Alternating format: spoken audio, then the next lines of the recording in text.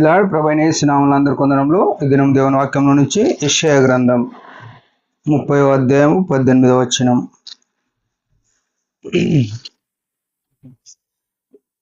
కావున మీ యందు దయచూపవలనని యెహోవా ఆలస్యము చేయుచున్నాడు, మిమ్మును కరుణింపవలనని ఆయన నిలువబడి ఉన్నాడు. యెహోవా న్యాయము తీర్చు దేవుడు, ఆయన నిమిత్తము కనిపెట్టుకుని వారందరూ ధన్యులు. ప్రియమైన వాళ్ళారా, యేసుక్రీస్తు యొక్క రక్తంతో కడగబడిన మనము ఆయన యొక్క మంచితనాన్ని బట్టి, ఆయన యొక్క ఔన్నత్యాన్ని బట్టి నిరంతరము స్తుతించబద్ధులమైనాం. ఈయన యొక్క ఔన్నత్యం చూడండి ఏమని ఉన్నది. ఈయన గురించి మనము ఆరాధించే దేవుని యొక్క గుణములలో చూడగలిగితే ఏమున్నాయి? ఆయన కావున మీ యందు దయచూపవలనని. ఈ మాట మన మీద దయ చూపేటోళ్ళు ఉన్నారా ఈ భూమి మీద?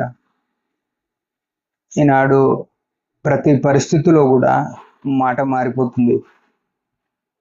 పరిస్థితులను బట్టి, అవకాశాలను బట్టి, ఎవరి అనుకూలతను బట్టి వాళ్ళు పగలు, ప్రతీకారాలు, ద్వేషాలు, అసూయలు ఇవే ఎక్కున్నాయి. అంటే మనం నిష్కారణంగా కూడా కొంతమంది మన మీద పగబెట్టుకుంటున్నారు. మన వారికి ఏం చేయకపోయినా కొందరు పగబెట్టుకుంటారు. వాళ్ళకన్నా మంచిగా బతికితే, లేకుంటే వాళ్ళకన్నా మంచి పేరు మనకు వస్తే, లేకుంటే వాళ్ళకన్నా మంచి స్థితిలో, మంచి స్థాయిలో మనం బతికితే వాళ్ళు కొందరు పగబెట్టుకుంటున్నారు. కానీ ఈ దేవుడు చూడండి ఎట్లున్నాడు, మీ యందు దయచూపనని. మనం ఆయనతో ఏ రకంగా మేలు చేయకపోయినా, ఆయనకు ఎలాంటి హేతువు మన వలన లేకపోయినా, మనం లేకపోతే ఆయనకేమి అవసరతలు తీరాయని కాదు. కోట్ల కోట్ల దూతలతో నిరంతరం ఆరాధింపబడే దేవుడు. అయితే మన ఆరాధన కోరుతున్నాడు. మనము ఆయనను ఆరాధన చేయకముందే, జగత్తు పునాదులు వేయబడక ముందే క్రీస్తులో మనల్ని ఏర్పాటు చేసుకొని ఆయన ఏం చేసినాడంట, దయచూపవలన అనుకున్నాడంట. దయచూపవలనని ఈ దేవుని యొక్క గొప్ప కార్యం. మన జీవితంలో కొన్ని కార్యాలు ఆలస్యం కావచ్చు. ఇక్కడ ఏమంటున్నాడు, యెహోవా ఆలస్యం చేయుచున్నాడు, దయచూపవలనని ఆలస్యం చేయుచున్నాడు. ఆలస్యము అయితే కొన్ని కార్యాలు, వాటిని బట్టి మనం ఎప్పుడు కూడా చింతపడకూడదు. ఆయన ఏమంటున్నాడు, మిమ్మును కరుణింపవలనని ఆయన నిలువబడి ఉన్నాడు. చూడండి, ఎవరిని కరుణిస్తారంటే దిక్కులేని వాళ్ళను కరుణిస్తారు. మనము దిక్కులేని వాళ్ళం. మన యొక్క పరిస్థితి మంచి లేదు. మనకు ఎవడు జాలి చూపేటోడు లేడు ఈ లోకంలో. అవసరం వచ్చినప్పుడల్లా ప్రతి ఒక్కరు మనల్ని వాడుకునేటోళ్ళే. కానీ ఈ దేవుడు కరుణింపవలనని మన కొరకు నిలవబడి ఉన్నాడు. అందుని బట్టి మనం ఆరాధన చేయాలి.